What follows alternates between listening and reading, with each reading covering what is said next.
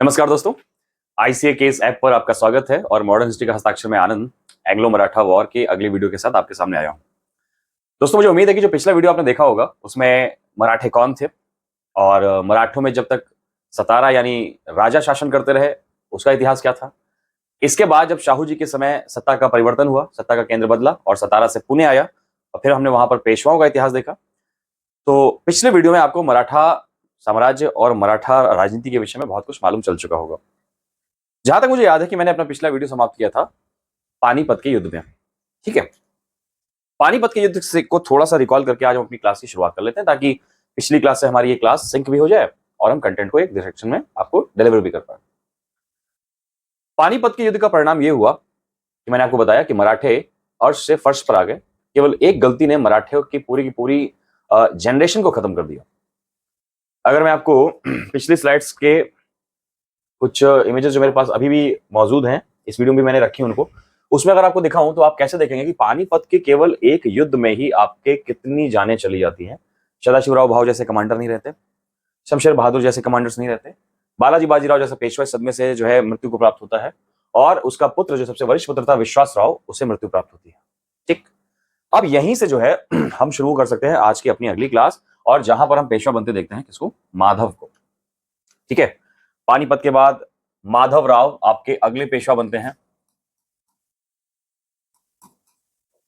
और ये माधव राव फर्स्ट है क्योंकि इन्हीं के बाद में भाई का जो बेटा है वो माधव सेकंड कहलाता है। तो 1761 से लेकर 1772 तक के बीच में जो आपको पेशवा दिखाई पड़ता है वो आपके दिखाई पड़ता है माधव फर्स्ट।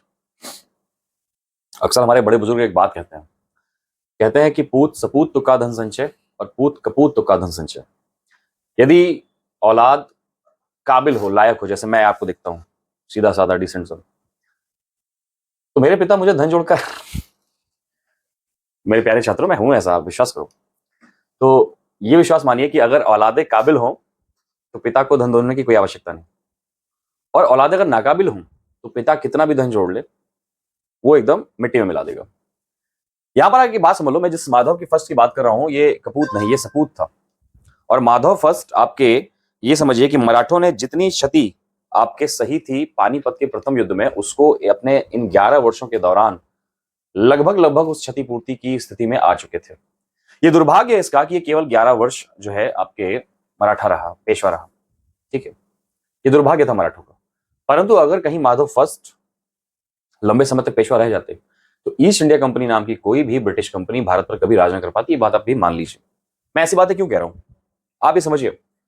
माधव फर्स्ट का जब कार्यकाल देखेंगे तो मात्र 11 वर्ष का है, लेकिन इन 11 वर्षों में माधव फर्स्ट ने कहां इंपैक्ट नहीं किया। चलिए, बिना मैप के अगर बोलूंगा तो आपको बात सिंक नहीं करेगी। जल्दी से देख लेते हैं कि मैं बताना क्या चाहता हूं।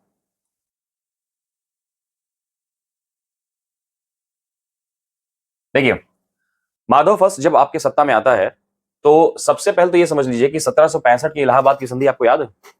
1765 में इलाहाबाद की संधि में किया क्या जाता है, मुगल बादशाह को दिल्ली से प्रयागराज या इलाहाबाद निर्वासित कर दिया जाता है। ठीक, उन्हें ये वापस लेकर आता है और इसमें इनकी मदद देते हैं आपके रघुजी भोसले। ठीक है, तो प्रयागराज से निर्वासित मुगल बादशाह को दोबारा दिल्ली जो है स्थापित करता है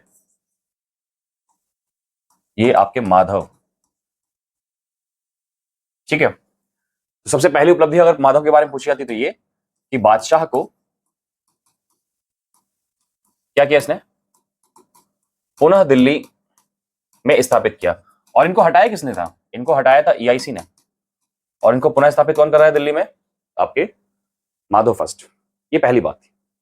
दूसरी एक बात अगर आप देखोगे तो माधव फर्स्ट के समय ही आपके बंगाल के नवाब को, जो कि कौन है 1761 के बाद बंगाल के नवाब कौन बनते हैं आपके, वो रहते हैं मीर जफर, दोबारा बनाए जा रहे हैं। ठीक है, तो यहां पर आपको क्या देखेंगे कि उड़ीसा वगैरह के क्षेत्रों को इसने लगातार अभी भी चौथ के रूप में वसूला। तो इसने ना केवल अपने अभियान बंगाल की तरफ किए, याद होना चाहिए, इसने हैदराबाद के निजाम से भी कुछ क्षेत्र वसूले। 1700 आपके 67 के आसपास इसने जो है हैदर अली पे भी अटैक किया।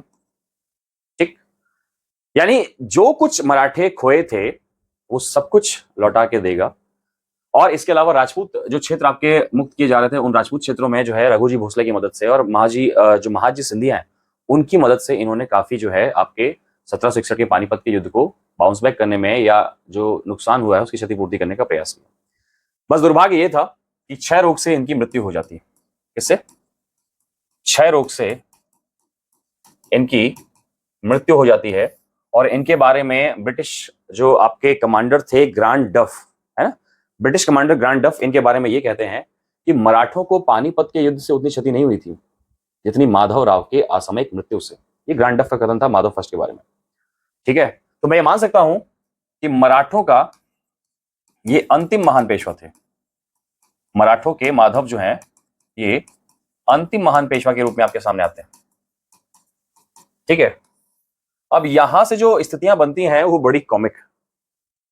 एक आदमी है मराठा साम्राज्य में जो कि कईयों बार यूपीएससी क्वालिफाई करना चाहेगा, बट अक्सर उसकी स्थिति बस इतनी सी होकर रह जा रही है कि वो एग्जाम हॉल के बाहर अपना रोल नंबर मैच करता रह जाता है कि बैठना कहाँ है, और कोई और लेटरल एंट्री मारता हुआ पीछे के दरवाजे से पेशवा बन जाता है। ये पूरी कहानी, ये पूरी कॉमिक सिचुएशन आपको समझाता हूं अपनी पुरानी स्लाइड्स में ही, ध्यान से रखिए। ये जो रघुनाथ राव है, ये रघुनाथ राव मराठा पेशवाओं में मैं इनकी तुलना करूं वर्तमान भारतीय परिदृश्य में, तो रघुनाथ राव की स्थिति भारत की वर्तमान राजनीतिक स्थितियों में लाल कृष्ण आडवाणी से बहुत ज्यादा मिलती। पूरा जीवन संघर्ष किए, बट एक भी पद ऐसा नहीं प्राप्त किया जो संवैधानिक हो। उप प्रधानमंत्री का पद संवैधानिक नहीं है। ठीक है, तो यहाँ पर आप क्या देखेंगे, रघुनाथ राव के हाथ में आप देखेंगे कई बार हाथ को आएगा, मुंह को नहीं लगेगा पेशवाई। ठीक, रघुनाथ राव के हाथ में सबसे पहला मौका तब आया था जब आपके बालाजी बाजीराव की मृत्यु हो जाती है, और रघुनाथ राव वरिष्ठता के आधार पर चाह रहे थे कि पेशवाई उनको मिले, परंतु पेशवाई उनके पुत्र विश्वास जो है माधव फर्स्ट को चली जाती है। ये पहला अटेम्प्ट था। चाचा साहब एग्जाम हॉल के बाहर अपना रोल नंबर चेक करते रह गए और लड़का लेटरल एंट्री मारता हुआ एसडीएम बन के जो है ज्वाइनिंग कर चुका है। अब जब माधव की मृत्यु होती है, अब जब आपको यहां पर माधव दिखाई पड़ेगा कि माधव की 1772 में मृत्यु होती है, तो चचा की जो है बांछें खिली। चचा को एक बार फिर से उम्मीद की किरण नजर आई कि चचा रघुनाथ राव शायद अब पेशवा बन जाए। फिर से इन्होंने फॉर्म डाल दिया है, फिर से वही स्थिति है। एग्जाम हॉल के बाहर खड़े हैं, रोल नंबर चेक कर रहे हैं, और एकदम से लेटरल एंट्री मारते हुए नारायण राव अगले पेशवा बना दिए जाते हैं, और एक बार जो है चचा की फिर से उम्मीदों पर पानी फिर जाता है। ठीक, अब यहां से कार्यकाल शुरू होता है नारायण राव का। और जब नारायण राव के कार्यकाल की मैं बात करूंगा तो नारायण राव को मुझे बहुत ज्यादा स्पेस देने की आवश्यकता नहीं है, क्योंकि नारायण राव ने, मैं आपको बताऊं कि नारायण राव का जो है उतना महत्व मुझे दिखाई नहीं पड़ता इनके कार्यकाल में। स्लाइड थोड़ी सी मिस हो गई, चलिए मैं इसी स्लाइड में आ जाता हूं और फिर देख लेता हूं। ठीक, यहां पर जो अगले पेशवा बनते हैं, अगले पेशवा कौन बनेंगे, वो बनते हैं नारायण राव। ठीक है, बट नारायण राव को आप देखोगे कि वो बहुत लंबे समय तक पेशवा बन नहीं पाता। उसका कार्यकाल 1772 से केवल 74 तक का है। क्यों? क्योंकि रघुनाथ राव की यहाँ पर षड्यंत्रकारी जो राजनीति है वो नारायण राव को उसके बड़े दुखांत अंत तक ले आएगी। कहानी कुछ ऐसी होती है कि नारायण राव जो है आपके, इनकी हत्या करवा दी जाती है। किसके द्वारा? इनकी हत्या करवा दी जाती है रघुनाथ राव द्वारा। किसके द्वारा? रघुनाथ राव द्वारा। यानी अब चचा के पास मौका नंबर 3 है। ध्यान से देखिए, अब यहां पर नारायण राव भी मारे जा चुके हैं। ठीक, अब नारायण राव मारे जा चुके हैं, लेकिन यहां पर एक जो मैंने नाम लिखा है सवाई माधव, ये अभी आए नहीं है। ये अभी नारायण राव की जो पत्नी है गंगाबाई, कौन है? इनकी जो पत्नी है गंगाबाई, ये उनके गर्भ में है। अब फैमिली ट्री कुछ ऐसी बन रही है कि माधव मारे जा चुके हैं क्षय रोग से, इसके बाद नारायण राव बनते हैं, बट नारायण राव की षड्यंत्र में जो है राघोबा के षड्यंत्र, रघुनाथ राव को राघोबा भी बोलते हैं, तो राघोबा के षड्यंत्र में नारायण राव मारे जाते हैं। ठीक, अब नारायण राव की जो पत्नी गंगाबाई है वो गर्भवती है, यानी अभी भी मराठा फैमिली अगर आप देखोगे तो पूरे के पूरे सब लोग खत्म हो चुके हैं, केवल एक ऑप्शन बचा रघुनाथ राव। ठीक, तो ऐसे में होता क्या है, चचा का आया है मौका नंबर 3। चचा को लगा कि इस बार तो कोई दूसरा कैंडिडेट फॉर्म भरे ही नहीं है, इस बार हम पेशवा बन जाएंगे। लेकिन यहां पर चचा के पास इतनी सारी चीजें होने के बावजूद पेशवाई नहीं आती है। और पेशवाई ना आने का कारण क्या था, जरा देखिए। जब नारायण राव की हत्या होती है, इसके बाद आपके बड़ौदा फैमिली में एक मराठा लीडर भीष्म पितामह की भूमिका में आता है, और उसका नाम था नाना फडणवीस। क्या नाम था? नाना फडणवीस, जो कि आपके बाजीराव की फैमिली के ईमानदार जो है समर्थक थे। नाना फडणवीस को मराठों का मैकियावेली भी कहा जाता है। क्या कहा जाता है? मराठों का मैकियावेली। ठीक है, नाना फडणवीस क्या करेंगे, जैसे ही आपके माधव की हत्या होगी और इसके बाद नारायण राव की जो है हत्या होती है, इसके बाद क्या करते हैं, एक 12 भाई मंडल की स्थापना करते हैं। 12 भाई मंडल में 12 सदस्य होंगे। ठीक है, और इनका मुख्य काम क्या होगा कि गंगाबाई को जब तक औलाद पैदा नहीं हो जाती तब तक मराठा पेशवाई के कर्तव्यों का निर्वहन करना। ये तीसरा मौका था जब चचा ने प्रयास किया कि शायद अब पेशवा बन जाएंगे, बट चचा के हाथ में पेशवाई अभी तक नहीं आई है। सावन के अंधे को सब हरा दिखाई पड़ता है और पेशवाई के अंधे चचा रघुनाथ राव को सब कुछ आसपास पेशवाई पेशवाई दिखाई पड़ेगी। ठीक है कि नहीं? तो यहाँ पर 12 भाई मंडल क्या करेगा, अब इस पूरे के पूरे जो है मराठा पेशवाइयत को संभालेगा। इसी बीच लकीली क्या होता है, देखिए इतिहास में क्या होता है, अगर गंगाबाई को पुत्री पैदा हो जाती तो इतिहास कुछ होता, बट इसी बीच में गंगाबाई को एक पुत्र पैदा होता है। गंगाबाई को क्या होता है? एक पुत्र पैदा होता है। इधर जैसे ही गंगाबाई को, जो कि नारायण राव की आपके विधवा हैं, उनको पुत्र पैदा होता है, ठीक दूसरी तरफ 12 भाई मंडल ने क्या किया, आपके पूना के जो है अदालत में यहां पर रघुनाथ राव के खिलाफ एक वाद दाखिल किया जाता है। और रघुनाथ राव के खिलाफ जो वाद दाखिल किया गया है कि रघुनाथ राव ने ही नारायण राव की हत्या करवाई थी। ठीक, नारायण राव की हत्या का वाद डाल दिया जाता है। आपको भी मालूम है सब कुछ कहानी पहले से ही तय थी कि होना क्या था। और वो क्या करती है, ये जो पूना में 12 भाई मंडल है, इन्होंने क्या किया, रघुनाथ राव को दोषी पाया। क्या पाया? रघुनाथ राव को दोषी पाया और इन्होंने रघुनाथ राव को पूना से निष्कासित कर दिया। क्या कर दिया? पूना से निष्कासित कर दिया। ये एक्शंस बड़े तेजी से लिए जा रहे थे मराठों में। ठीक है। और उधर गंगाबाई के जो पुत्र हैं, इनको सवाई माधव, क्योंकि लास्ट महान पेशवा वही थे, या इनको अपने पिता और जो है चाचा दोनों का नाम दिया गया माधव नारायण राव, या आप इनको माधव सेकंड के तौर पर देखेंगे। तीनों ही नाम एक ही व्यक्ति के हैं। और इस प्रकार से क्या होता है, आपके माधव सेकंड सवाई माधव या माधव नारायण राव बन जाते हैं मराठों के अगले पेशवा। गोद में है मम्मी की अपनी, पर पेशवा बन गया। यानी अब मराठी सत्ता का जो केंद्र है वो घूमेगा नाना फडणवीस के चारों तरफ। ठीक है। What now? अभी रघुनाथ राव को हत्या का दोषी पाया गया है और पूना से निष्कासित कर दिया गया है। रघुनाथ राव भी क्या करेंगे? रघुनाथ राव मदद लेते हैं इस समय बंबई गवर्नर की। किसकी? बंबई गवर्नर की। तो अपनी अगली स्लाइड में हम थोड़ा सा कुछ और चीजें देख लेते हैं। फिर से एक बार मैप की आवश्यकता पड़ेगी, तो चलो भी बना लेते हैं। क्योंकि first Anglo Mysore war, first Anglo Maratha war की तरफ हम बहुत तेजी से स्विच कर रहे हैं। ये कहानी 1775 में शुरू होती है, हम 1774 के आसपास घूम रहे हैं। ठीक है। आपको मालूम है कि 1774 में रेगुलेटिंग एक्ट आ गया था और उसके तहत क्या किया जाता है कि बंगाल, कहां पे? बंगाल, मद्रास, ठीक है, और बॉम्बे में ब्रिटिशर्स ने 3 प्रेसिडेंसीज एस्टेब्लिश कर ली थी। ठीक है। मैं कुछ बैकग्राउंड में पहले बता देना चाहता हूं ताकि जब मैं आपको एंग्लो मराठा वॉर पढ़ाऊं तो आपको ये बात जब मैं बोलूं तो आप सहज हो जाए कि हाँ ऐसा था। ठीक है। अब यहां पर आप क्या देखोगे कि ईस्ट इंडिया कंपनी ने 3 स्थानों पर जो है आपके प्रेसिडेंसीज स्थापित की है। कहां पर? 3 जगहों पर जो है प्रेसिडेंसीज स्थापित की हैं। और मैं मुद्दे की बात ये थी कि आपके कैलकाटा वाली ईआईसी की कैलकाटा वाली प्रेसिडेंसी को बॉम्बे और मद्रास पर सुपरसीड किया गया था। बॉम्बे और मद्रास को सुपरसीड किया गया है, इस बात का क्या अर्थ है? इस बात का अर्थ यह है कि यदि किसी मामले में अगर कलकत्ता प्रेसिडेंसी को लगता है कि बॉम्बे प्रेसिडेंसी और मद्रास प्रेसिडेंसी का निर्णय ईस्ट इंडिया कंपनी के हित में नहीं है, तो Calcutta presidency east India company के हित को ध्यान में रखते हुए बॉम्बे या मद्रास प्रेसिडेंसी के निर्णय को ओवरटर्न भी कर सकती है। इस बात को ध्यान रखिएगा, इस बात को दिमाग में अपने बनाए रखिएगा। और हम शिफ्ट करते हैं अपने फर्स्ट एंग्लो मराठा वॉर की तरफ। फर्स्ट एंग्लो मराठा वॉर की कंडीशन क्या है कि भैया रघुनाथ राव जो है भगा दिए गए हैं और रघुनाथ राव जो है भाग के कहां जाएंगे? रघुनाथ राव भाग के सूरत पहुंचते हैं और सूरत में इनकी मुलाकात होती है बॉम्बे के गवर्नर से। किसके? बॉम्बे के गवर्नर से। और अब ये वहां पर पूरा का पूरा अपना दुख रोएंगे बॉम्बे गवर्नर के सामने। बॉम्बे गवर्नर के सामने ये रोते हैं, सुनो भाई साहब, हमारे पास सब कुछ है, दौलत है, शोहरत है, इज्जत है, सब कुछ है, बस पेशवाई नहीं है। वही दिला दो, बदले में जो चाहो ले लो। ईस्ट इंडिया कंपनी के सामने ये एक ऐसा ऑफर था जो कि ईस्ट इंडिया कंपनी चाहती थी कि जितना जल्दी आ सके उतना बेहतर है। और यहाँ पर ये ऑफर की बजाय मैं एक लाइन दोहराऊंगा कि शिकारी खुद यहाँ शिकार हो गया। ठीक है। रघुनाथ राव सूरत में बॉम्बे गवर्नर के पास जाता है और बॉम्बे गवर्नर के पास जब रघुनाथ राव जाता है तो फिर यहाँ पर बॉम्बे गवर्नर में रघुनाथ राव और बॉम्बे गवर्नर द्वारा सूरत में ही साइन की जाती है सूरत की संधि। क्या साइन की जाती है? सूरत की संधि। ठीक है। और ये साइन की जा रही है 1775 में। कब साइन की जा रही है? 1775 में। इस संधि के जो मोटे मोटे पॉइंट्स हैं मैं आपको बता देता हूं क्योंकि यही कारण था फर्स्ट एंग्लो मराठा वॉर का। इस सूरत की संधि के तहत ईआईसी ने अपना पेशवा किसको मान लिया? ईआईसी ने अपना पेशवा मान लिया राघोबा को। ठीक है। और उसके मिलिट्री सपोर्ट के लिए इन्होंने क्या किया, 2500 सोल्जर्स जो है वो राघोबा को दिया। ठीक है। इसके बदले में राघोबा क्या हेल्प करते हैं? इसके बदले में राघोबा ने क्या प्रॉमिस किया? राघोबा ने ये प्रॉमिस किया कि सालसेट और बसीन जैसी जगह है जो कि बड़ी जो है व्यापारिक दृष्टि से महत्वपूर्ण थी। सालसेट और बसीन जैसी जगह जो है वो हम अंग्रेजों को देंगे। इसके अलावा ईआईसी जो है हर डिसीजन में जो राघोबा द्वारा लिया जाएगा उसमें शामिल रहेगी।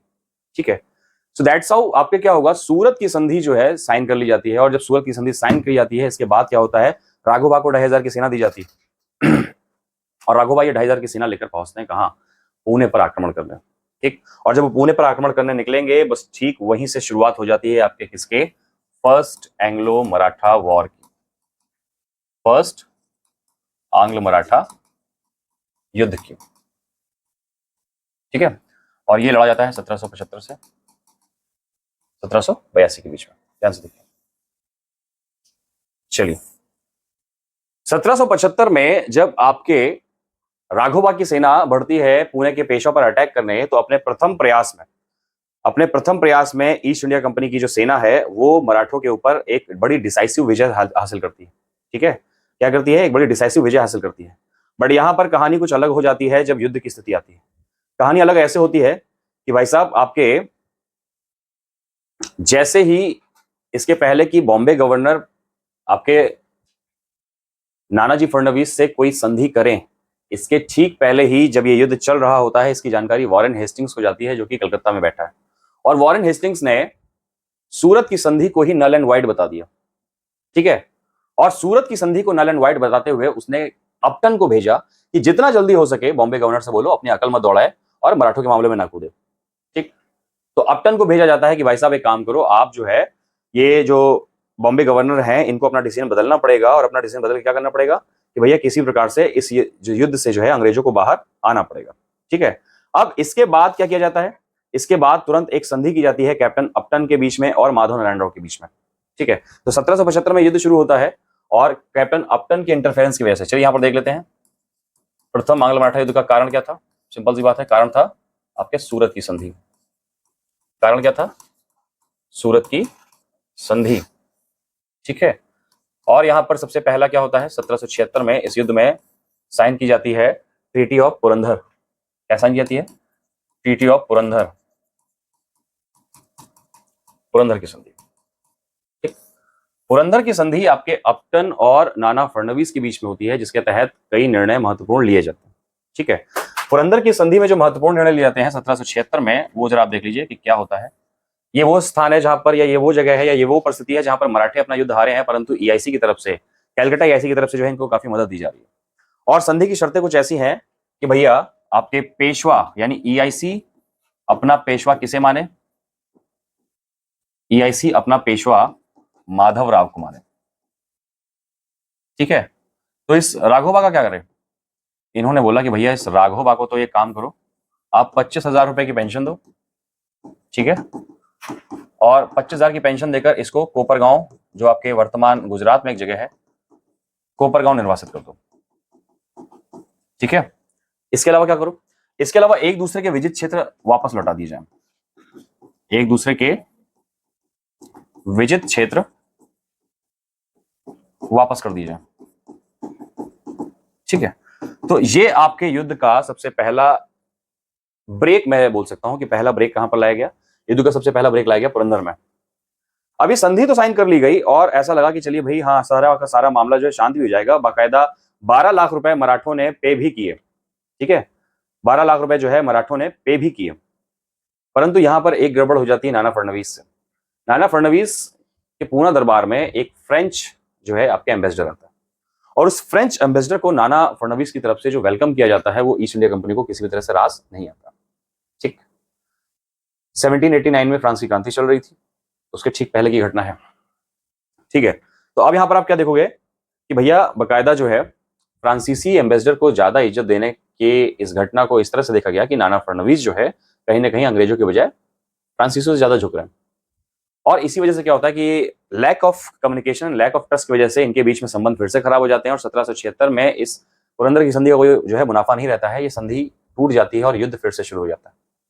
परंतु इस बार जो संधि हुई है 1779 में, वो संधि से पहले मराठे अंग्रेजों को मार गोली बम धुआं कर चुके थे। ठीक, यानी इस युद्ध का पहला हाफ अंग्रेजों के पक्ष में गया, दूसरा हाफ मराठों के पक्ष में गया। और इस युद्ध की दूसरी संधि हमारे सामने निकल के आती है 1779 में। और 1779 की इस संधि को बोला जाता है वडगांव की संधि। क्या? वडगांव की संधि। और इस वडगांव की संधि में क्या किया गया? सिंपल सिंपल सी बात है कि आपको मराठों के जीते गए इलाके जो थे वो मराठों को वापस कर दिए जाएं, by any mean by any how. ठीक। इसके अलावा अंग्रेजों की मदद के लिए जो बंगाल से टुकड़ी चल के आ रही है, जो बुलाई गई थी, उसे वापस भेज दिया जाए। ठीक। इसके अलावा अगर आप देखेंगे कि भड़ौच के इलाके में बंदरगाही क्षेत्र से जो पैसा ईस्ट इंडिया कंपनी कमा रही थी उसका हिस्सा जो है आपके सिंधिया को भी दिया जाए। यानी यहां पर शर्तें वही डिक्टेट करेगा जो जीतेगा, और यहां पर सारी सारी शर्तें मराठा डिक्टेट कर रहा है। और पुरंदर की संधि को वॉरेन हेस्टिंग्स को अपमानजनक तरीके से एक्सेप्ट करना पड़ता है, परंतु वॉरेन हेस्टिंग्स भी एक खुददार आदमी था और क्या करेगा, बर्दाश्त नहीं करेगा इन सारी चीजों को। पुरंदर की संधि साइन होती है, बहुत सारी बातें कही जाती हैं, लेकिन वॉरेन हेस्टिंग्स इस संधि को नल एंड वॉइड करता हुआ युद्ध फिर से कंटिन्यू करेगा। लेकिन इस बार यह थका हुआ युद्ध बहुत लंबे समय तक नहीं चलता है, और यह युद्ध 1782 में समाप्त हो जाता है एक संधि के साथ जिसे बोला गया था सालबाई की संधि। क्या बोला गया था? सालबाई की संधि। यानी आपके पहले एंग्लो मराठा वॉर में ही आपकी 4 संधियां दिखाई पड़ रही हैं, सूरत की, पुरंदर की, वडगांव की और सालबाई की संधि। सालबाई की संधि फर्स्ट एंग्लो मैसूर वॉर की अंतिम संधि थी, और इसी संधि के साथ युद्ध समाप्त हो जाता है। कई इतिहासकार इसे 20 वर्षों का युद्ध विराम भी बोलते हैं, जो कि इसमें दर्ज थी बात। युद्ध समाप्त हो जाता है। दूसरी बात, जो राघोबा है उसको अब 25,000 की बजाय 3.5 लाख रुपए पेंशन की बात कह दी गई कि भाई चलो इनको 3.5 लाख रुपए पेंशन दो, 25,000 में हमारे चचा क्या करेंगे, है कि नहीं? पेशवाई नहीं मिली, कम से कम पैसा ही मिल जाए। पेशवाई और पैसा में बस थोड़े ही शब्दों का है, थोड़े ही जो है उच्चारण का फर्क है। अब इनके हाथ में पेशवाई नहीं तो पेंशन आ गई। ठीक है। इसके बाद क्या बोला गया? इसके बाद यह बोला गया कि 20 वर्ष तक, 20 वर्ष तक, कितने वर्ष तक? 20 वर्ष तक ईआईसी ना तो मराठों की तरफ देखेगी और ना ही मराठे ईआईसी की तरफ देखेंगे, यानी एक दूसरे के मित्र बन के रहेंगे। ठीक है। इवन मित्रता की संधियां की गई कि अगर आपके खिलाफ कोई अटैक होता है तो हम संभालेंगे, और हमारे खिलाफ कोई अटैक होता है तो आप संभालेंगे। इतनी बड़ी बड़ी संधियां जो है, इतनी बड़ी बड़ी बातें करके सालबाई की संधि करके फर्स्ट एंग्लो मराठा वॉर को समाप्त कर दिया जाता है। ठीक। तो यहां पर आपके 4 संधियों के तहत फर्स्ट एंग्लो मराठा वॉर समाप्त हो गया। अब यहां से हम आगे बढ़ते हैं। नाना फडणवीस आपके माधव नारायण राव पर बहुत ज्यादा प्रेशर बिल्डअप कर रहे थे। ठीक है। और जरा उस फैमिली ट्री की तरफ आते हैं। जब तक वो फैमिली ट्री में आपको समझा नहीं दूंगा कि कौन कितना खत्म हो गया है, तब तक आपको मराठा समझ नहीं आता। चलिए फिर से लौटते हैं हम इस फैमिली ट्री की तरफ। आप क्या देखोगे कि गंगाबाई का जो पुत्र आ गया है वो कौन आ गया है? सवाई माधव। और वही बना दिया जाता है अगला पेशवा, जिसके समय आपके फर्स्ट एंग्लो मराठा वॉर हुआ। 1775 में पेशवा बना ये आपके सवाई माधव 1796 में आत्महत्या कर लेता है। क्यों? क्योंकि माधव या सवाई माधव के ऊपर नाना फडणवीस की जो इंटरफेरेंस थी वो उसे बुरी तरह से इरिटेट कर रही थी। 21 साल से वो लड़का जो है आपके नाना फडणवीस के जो है हर डायरेक्शन को मानता हुआ, ये कह सकता हूं कि सप्रेस करता हुआ चल रहा था। देखिए, सवाई माधव के समय मराठों में बहुत ज्यादा ग्रेट लीडर्स बचे नहीं थे और एनवायरमेंट का बहुत ज्यादा फर्क पड़ता है, इसलिए सवाई माधव के पास नेतृत्व और सैन्य क्षमताएं उतनी बेहतर विकसित नहीं हो पाई, जिसको लेकर अक्सर उसे दरबार में ये बात महसूस कराई जाती थी, और वो 21 साल का लड़का कहीं ना कहीं डिप्रेशन में या इंटर कॉन्फिडेंट में रहता था। ऊपर से नाना फडणवीस का हर बार इंटरफेरेंस करने का जो पॉलिसी था वो नाना जो है फडणवीस को काफी नुकसान और मराठों को काफी नुकसान पहुंचाने वाली। क्यों? क्योंकि 1796 में ये आपके सवाई माधव शनिवार वाड़ा से कूद के सुसाइड कर लेते हैं। और अब जरा इस मराठी फैमिली ट्री को देखो, रघुनाथ राव का ऑप्शन बचा नहीं। अब इस मराठी फैमिली ट्री में पेशवा अगला बनने के लिए कौन बचा? रघुनाथ राव के बेटे बाजीराव, और Bajirao second. And that's how 1796 में जब कोई ऑप्शन नहीं बचता है, तब 1796 में आपके बाजीराव को अगला पेशवा बना दिया जाता है कि नहीं? जस बाप तस बेटा। बाप पेशवाई के लिए मरते रहे, और पेशवाई के लिए मरते मरते क्या करेंगे? अंग्रेजों के पास जा पहुंचेंगे। बाकी दोनों एंग्लो मराठा युद्ध भी आपके बाजीराव सेकंड के साथ किए जाते हैं। केवल पहला एंग्लो मराठा युद्ध जो है वो आपके माधव नारायण राव के साथ। सेकंड और थर्ड एंग्लो मराठा वॉर में पेशवा कौन रहेगा? बाजीराव सेकंड ही रहेगा। बट ऐसा क्या हुआ कि अंग्रेज और मराठे एक बार फिर से आमने सामने आ जाते हैं? और हैरानी की बात यह है कि 20 वर्ष की शांति संधि हुई थी 1782 में, और एग्जैक्टली 20 वर्ष के बाद 21वें वर्ष ही अंग्रेज और मराठे एक बार फिर से एक दूसरे के सामने हैं। ये समझूंगा, लेकिन उसके ठीक पहले थोड़ा सा पानी पी लेता हूं।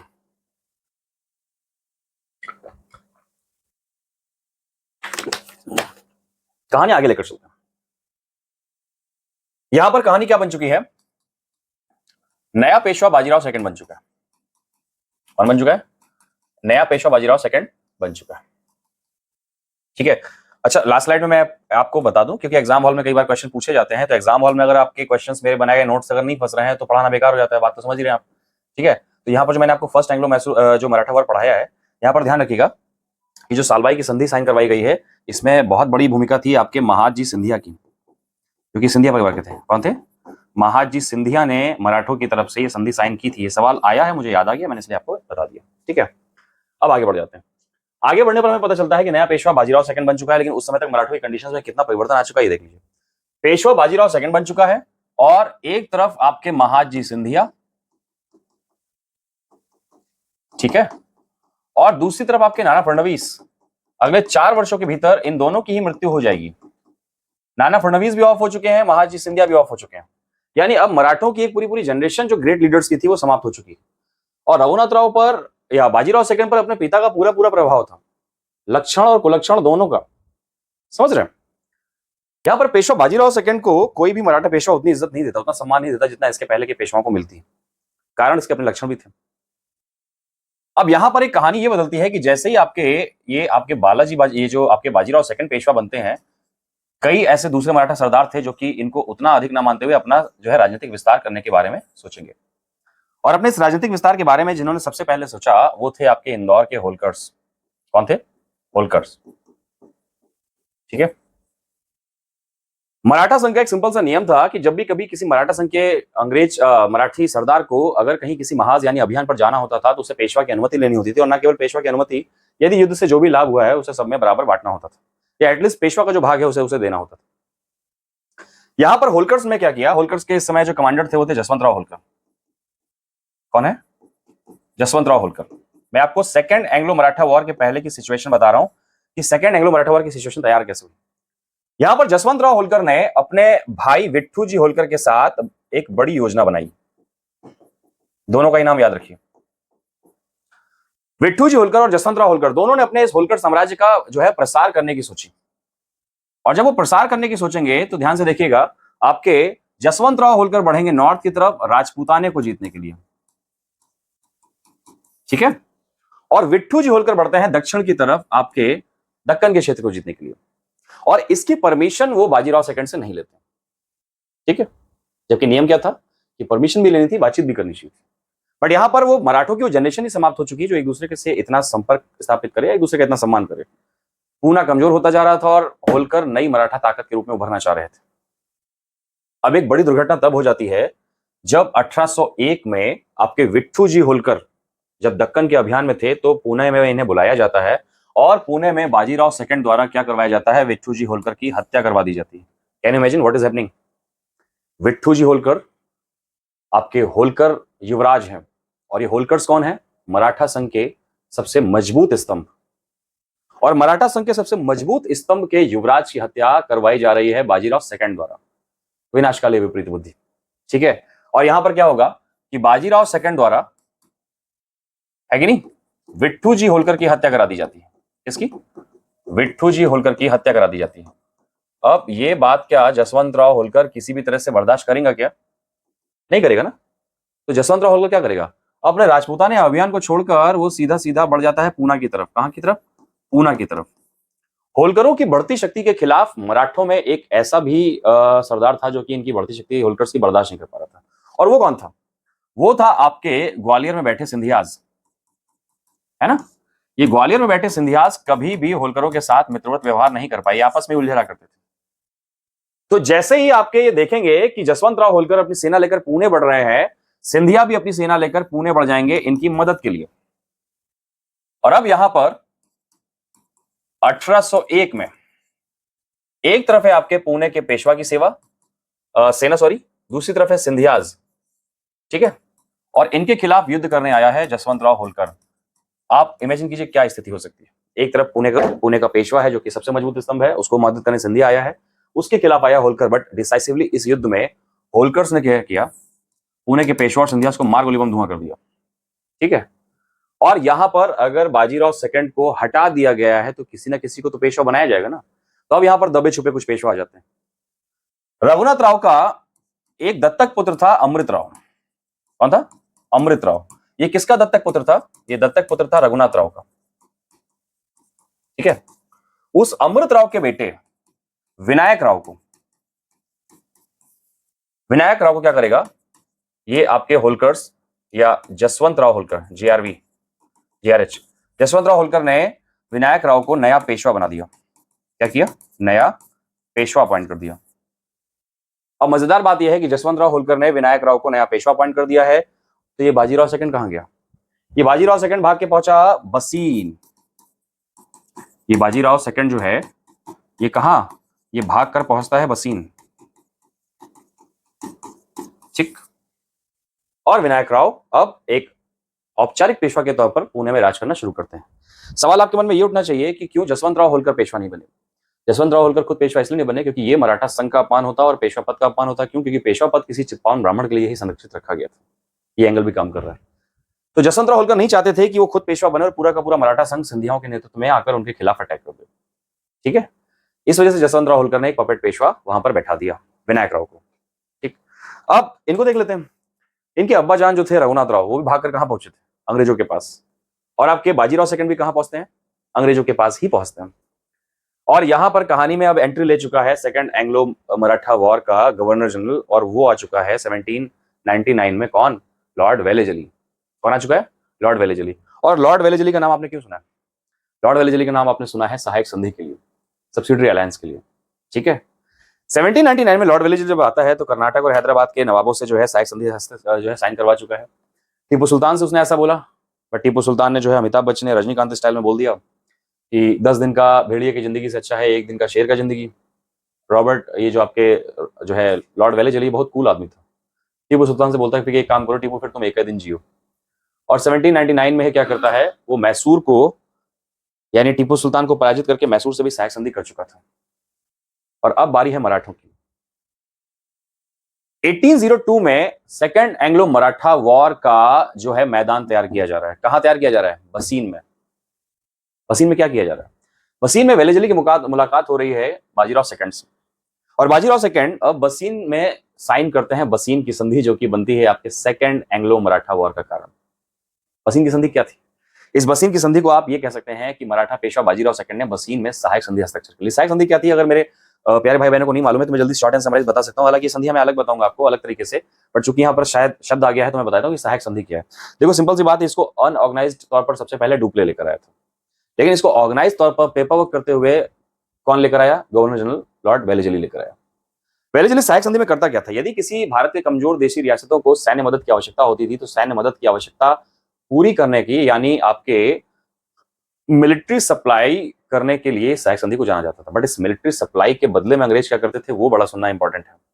बाई चांस मान लेते हैं कि आईसीए के डायरेक्टर मोहित जी, वो एक आईसीए पुर के राजा हैं और मैं आनंद मॉडर्न हिस्ट्रीपुर का राजा हूं। हमारे बीच में संबंध बिल्कुल अच्छे नहीं है, एक दूसरे को कच्चा चबाने की कसमें खाते हैं। अब वो डायरेक्टर हैं तो जरूर बड़े पद पे हैं, हिंदी के प्रख्यात जो है अध्यापक के रूप में धुआंधार तरीके से अपनी शुरुआत कर चुके हैं। मैं अगर वो डांटते भी हैं तो हिंदी में डांटते हैं। कई बार तो मुझे प्रयास करना पड़ता है कि मैं डिक्शनरी लेकर ढूंढूं कि मुझे कहा क्या गया। ठीक, अब इसके बाद जब आप देखेंगे तो मान लेते हैं कि आईसीएपुर के जो राजा हैं मोहित जी, वो धुआंधार राजा हैं। ठीक है, और मेरी दम नहीं है कि मैं आईसीएपुर पर अटैक कर सकूं। और आईसीएपुर मुझ पे कब अटैक करेगा, मैं कब मार गोली बम धुआं कर दिया जाऊं, मुझे इसकी कोई उम्मीद नहीं है। तो मुझे खतरा लगेगा तो मैं क्या करूंगा? मैं जाऊंगा वेलेजली के पास और वेलेजली से बोलूंगा कि एक काम करो, अपनी सेना हमको दे दो, या तो सुरक्षा के लिए या उस पर युद्ध के लिए। अब सेना तो हमें मिल जाएगी ईस्ट इंडिया कंपनी की तरफ से, लेकिन हमसे लिया क्या जाएगा? हमसे हमारी संप्रभुता ले ली जाएगी, सोवेरेंटी। ठीक है, सोवेरेंटी का मतलब समझते हैं आप कि जब कोई राज्य अपनी नीति निर्माण करे या निर्णय ले तो उस पर, माफ करिएगा, किसी भी तरह से ना तो कोई आंतरिक दबाव काम करे ना कोई बाह्य दबाव काम करे।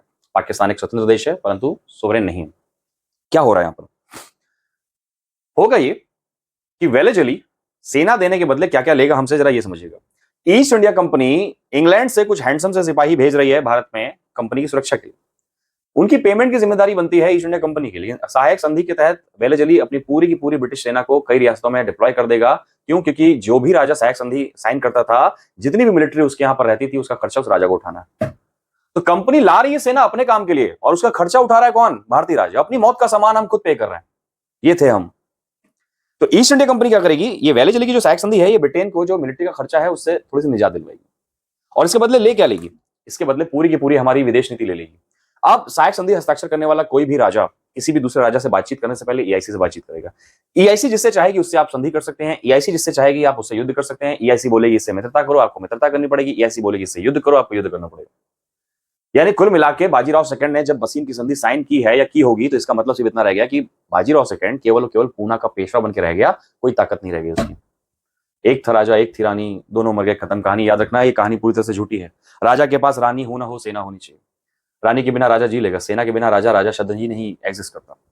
ठीक है, अब यहां पर जो है आपके बसीन में क्या किया गया है, बसीन में आपके छत्रपति शिवाजी के सम्मान का, छत्रपति शाहू जी जैसे वीर योद्धाओं का, बालाजी विश्वनाथ द्वारा जो परंपरा डाली गई है उस परंपरा का, बाजीराव फर्स्ट जैसे शूरवीरों का, बालाजी बाजीराव जैसे महानतम मराठा सरदारों की इज्जत का जो है सौदा कर दिया गया है। बाजीराव सेकंड ने बसीन में अंग्रेजों से सहायक संधि हस्ताक्षरित कर ली, यानी अब बाजीराव सेकंड अंग्रेजों के टुकड़ों पर पलने वाला है, उसकी मदद की। क्यों? सिर्फ पेशवाई पाने के लिए। और यही बसीन की संधि कारण बनती है किसका? सेकंड एंग्लो मराठा वॉर का।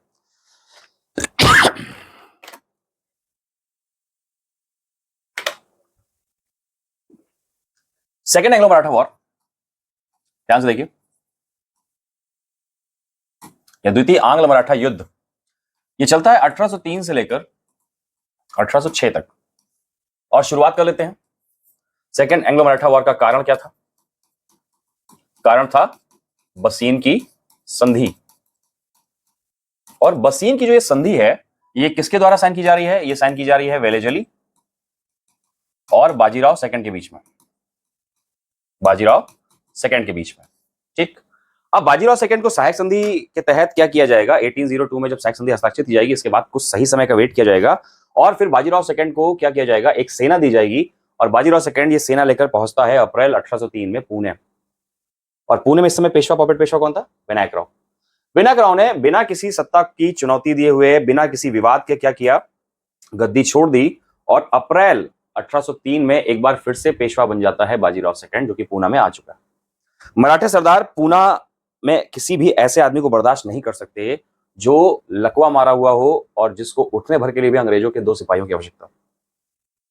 जो सेकंड एंग्लो मराठा वॉर लड़ा गया है, ये आपके गरिमा सम्मान के लिए लड़ा गया मराठों के। ठीक है, तो यहां पर एक तरफ क्या दिखाई पड़ेगा? एक तरफ आपको दिखाई पड़ेगी बाजीराव की सेना,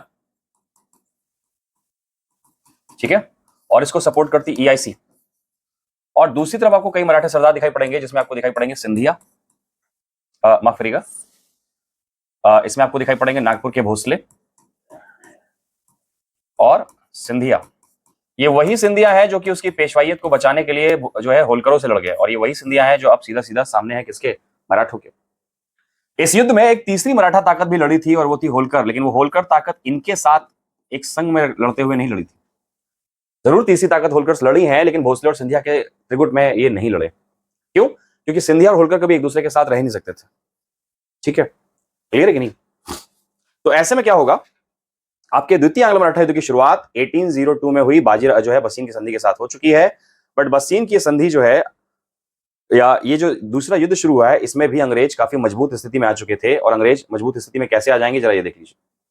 अंग्रेज लगभग हर मराठा ताकत को हराएंगे। ठीक है, ईआईसी ने सबसे पहले पराजित किया भोसले को। किसको? भोसले को।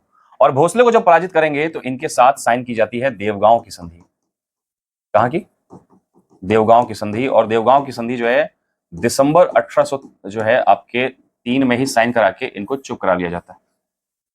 ठीक, सिंधियाओं की सेना भी काफी ज्यादा बहादुरी दिखा रही थी, बट सिंधियाओं को भी जो है आपके पराजित कर दिया जाता है। और सिंधियाओं के साथ में साइन की जाती है आपके कौन सी? सुरजी अर्जुन गांव की संधि। कौन सी? सुरजी अर्जुन गांव की संधि। सुरजी अर्जुन गांव की संधि। और ये संधि कब होती है? ये भी आपके दिसंबर 1803 में ही होती है। अगर कभी आपसे सवाल पूछा जाए कि पहले कौन सी हुई, तो चलो भाई तारीखें भी लिख देता हूं। 17 दिसंबर को ये हुई थी और 30 दिसंबर को जो है आपके सुरजी अर्जुन गांव की संधि होती है।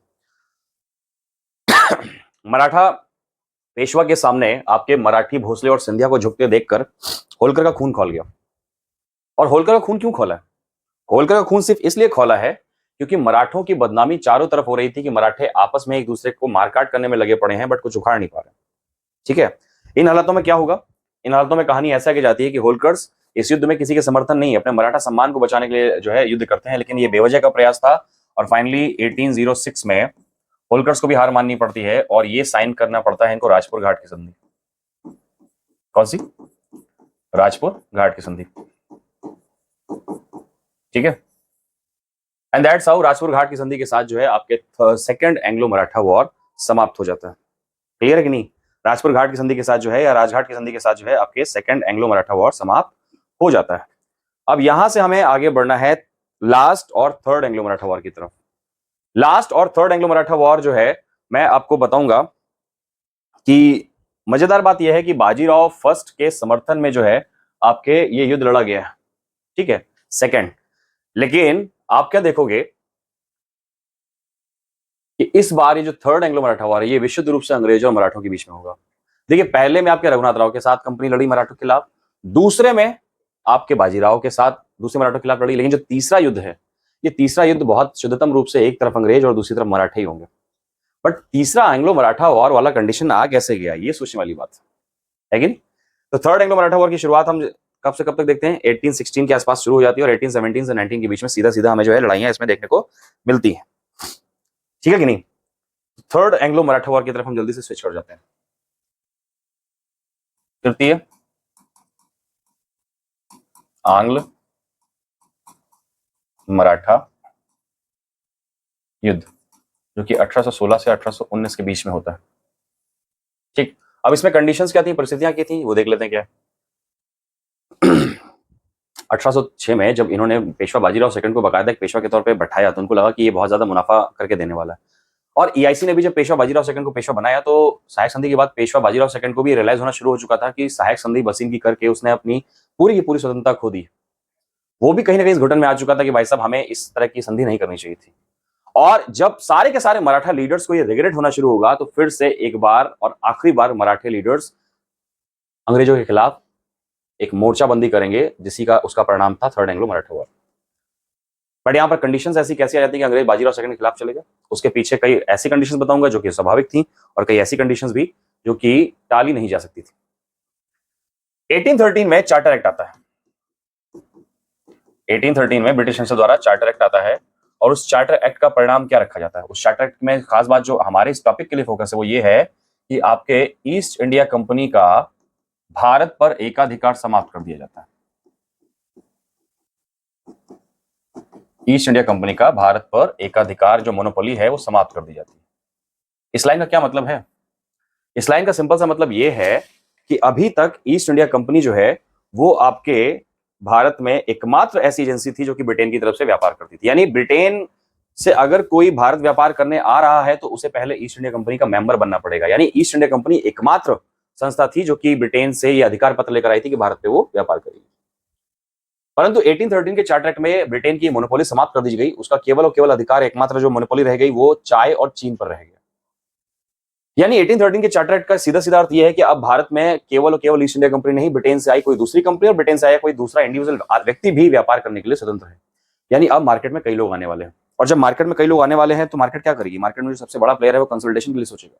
वो सोचेगा कि उसकी जो अपनी रीच है, उसके जो अपने हित है, जो उसके अपने कस्टमर्स हैं, जो उसके अपना व्यापार है, वो उसे इतना सॉलिडिफाइड कर ले कि कोई दूसरा मार्केट में टिक ना पाए। तो इस समय ईस्ट इंडिया कंपनी लगातार ये प्रयास कर रही थी कि जो भी कमजोर राजा हैं, जो भी ऐसे राजा हैं जो हमारी सत्ता को चुनौती दें, व्यापार को चुनौती दें, या तो उनको खत्म कर दें या तो उनको बिल्कुल नियंत्रण में ले आए। तो यहां पर कंपनी नेचुरली क्या है, बाजीराव सेकंड पे काफी प्रेशर बिल्डअप करेगी और कई मौके बाजीराव सेकंड ने खुद भी दे दिए। जैसे एक पिंडारी विवाद आया था। कौन सा विवाद आया था?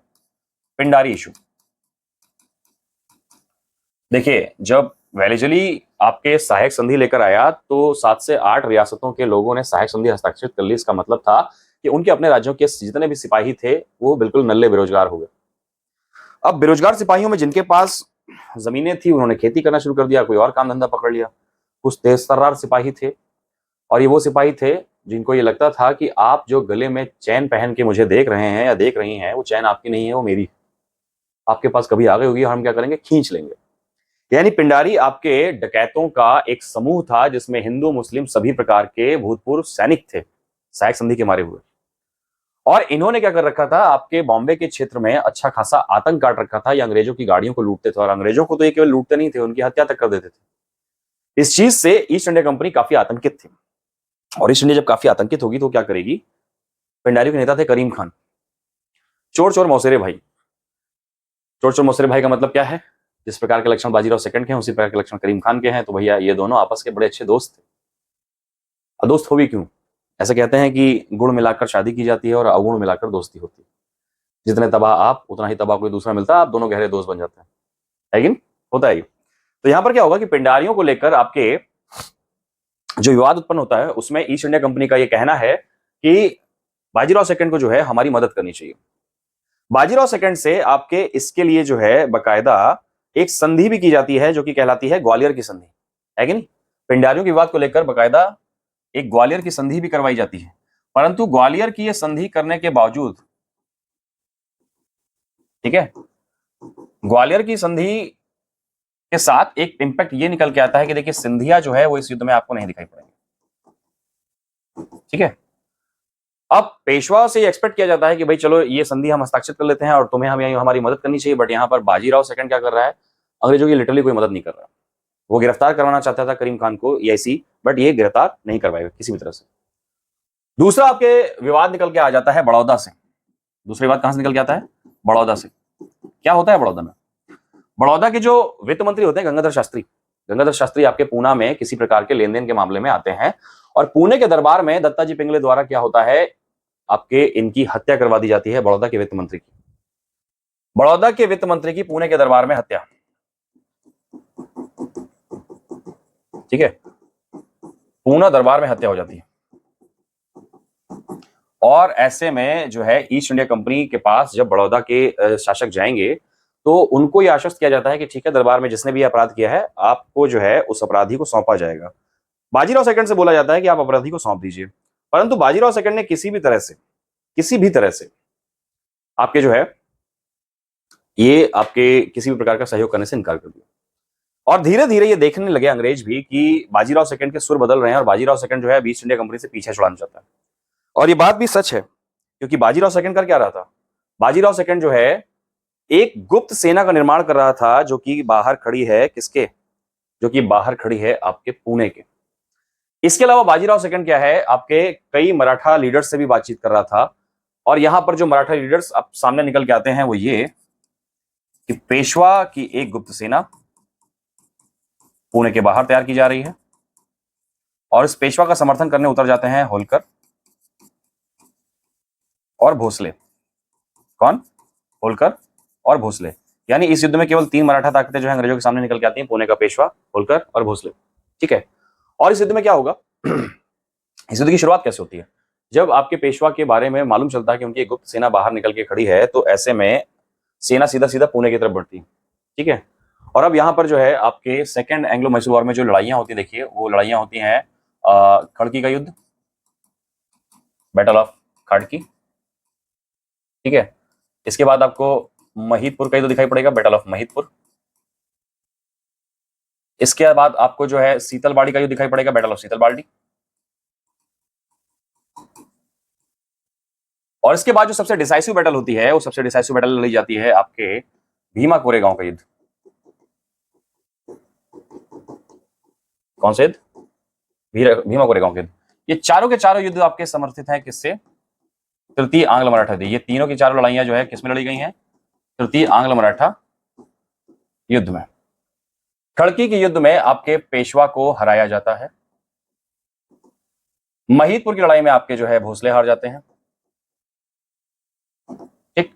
सीतलवाड़ी के युद्ध में आपके होलकर हार जाते हैं।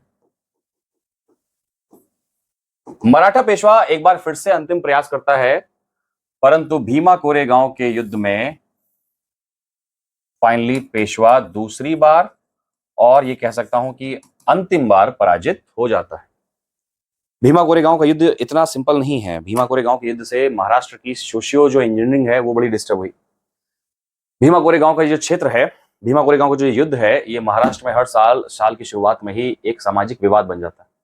उसके पीछे कारण क्या है ये समझ लेते हैं, खासतौर से इस बैटल के बारे में। इस बैटल में ईआईसी का समर्थन दिया था आपके महार जो है रेजिमेंट ने। किसने? महार रेजिमेंट ने। ये महार कौन है? ये महार शब्द जो है ये आपके जाति सूचक शब्द है और ये महार आपके महाराष्ट्र के दलित समाज के लोग हैं। महाराष्ट्र में सवर्ण समाज के लोगों का ऐसा आरोप है कि महार जाति के लोगों ने पेशवा के साथ धोखा किया, ऐसा उनका आरोप है। क्यों? क्योंकि इन्होंने युद्ध किया था किसके साथ? ईआईसी के समर्थन के साथ। इसके खिलाफ, पेशवा के खिलाफ, है कि नहीं? देखिए, मैं जो कहूंगा वो मेरा अपना एक व्यक्तिगत जो है मत हो सकता है, ऐसा आवश्यक नहीं कि आप भी ऐसा सोचें, परंतु व्यक्तिगत मत रखने का अधिकार तो मुझे है। आरोप ये लगाया जाता है कि महार जनजाति के लोगों ने पेशवा के साथ धोखा किया, बट कभी पेशवा की समाज से ये पूछा जाता है कि महारों को ऐसी आवश्यकता क्यों पड़ी कि ईस्ट इंडिया कंपनी उनका विश्वास जीत ले, है कि नहीं? दूसरी एक बात, महार जाति कैसा विश्वासघात कर रही है पेशवा के साथ? उस महार जाति के लोगों को ना तो तालाबों से पानी पीने की अनुमति थी, ना तो शासन करने की अनुमति थी, ना शिक्षा पाने की अनुमति थी, कुछ भी नहीं था। उनको उनके मूलभूत अधिकारों से वंचित कर रखा था भारत के सवर्ण समाज ने। ऐसे में अगर कोई सम्मान इनको दे रहा है तो ये ऐसा क्यों नहीं करेंगे? मुझे एक कारण बताइए। ठीक, जो लोग आज समर्थन की उम्मीद कर रहे हैं और ये बोल रहे हैं कि भीमा कोरेगांव में महार जाति ने जो है भारत के साथ या पुणे के साथ दगा किया, मुझे कोई ये बताया कि 2500 सालों में उस दलित समाज के साथ भारत के कितने लोगों ने न्याय किया, है कि नहीं? और वो आपके प्रति क्यों सहानुभूति रखे हैं? 2000 या 2500 सालों में कब आपने उनको किसी भी प्रकार की सहानुभूति की नजर से देखा? जो आप नहीं कर पाए वो कोई और कर रहा था, और जो कोई और कर गया इसीलिए वो सम्मान उसे प्राप्त हो गया। अब इस बात में आपको विरोध क्या है, तकलीफ क्या है, समस्या क्या है, दिक्कत क्या है? बट जो भी कारण हो, आपके भीमा कोरेगांव के जो है, जो कि आपके थर्ड एंग्लो मराठा वॉर का पार्ट बनता है और एंड पार्ट बनता है, वो बड़ा रोचक रह जाता है।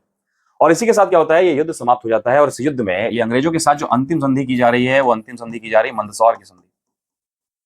और इस मंदसौर की संधि के साथ देखिए, ये अंग्रेज कभी भी मतलब मंदसौर की संधि के साथ अब मराठे ताकत बनने से हमेशा वंचित रह जाएंगे। क्या होता है इस मंदसौर की संधि में? बाजीराव सेकंड को पुणे के पेशवा के सारे अधिकारों का प्रयोग करने से वंचित कर दिया जाता है। पेशवा बाजीराव सेकंड को आपके उत्तर प्रदेश के कानपुर से 18 किलोमीटर दूर एक जगह है बिठूर, वहां निर्वासित कर दिया जाता है। बाजीराव सेकंड को 8 लाख रुपए की पेंशन दी जाती है। पूरा का पूरा मराठा संघ जो है वो आपके डिसबैंड कर दिया जाता है। ये बोल दिया जाता है कि तुम सबके सब मराठे अलग अलग राज करो तो राज करो, आइंदा कभी साथ दिखाई दिए तो मार गोली बम धुआं कर देंगे। ठीक, पेशवा से उसकी पेशवाई छीन ली जाती है, पूरा मराठा संघ समाप्त कर दिया जाता है। पेशवा बाजीराव सेकंड को 8 लाख रुपए पेंशन देकर भेज दिया जाता है बिठूर, जहां उसकी मृत्यु हो जाती है 1853 में। ठीक, तो इस पूरे के पूरे मराठा क्षेत्र का क्या होता है? ये पूरा का पूरा मराठा क्षेत्र शामिल हो जाता है ब्रिटिश इंडिया में, और इस तरह से थर्ड एंग्लो मराठा वॉर के साथ ये युद्ध समाप्त हो जाता है और मराठे भारत में ब्रिटिश सत्ता के अधीन हो जाते हैं। हमारी नेक्स्ट क्लास होगी एंग्लो मैसूर वॉर पर। तब तक के लिए इनको पढ़िए और जितने भी संबंधित सवाल बन सके उन सवालों पर काम करिए। आईसीए को समर्थन देते रहिए और हमारे कंटेंट को लोगों तक पहुंचाते रहिए। जय हिंद क्लास।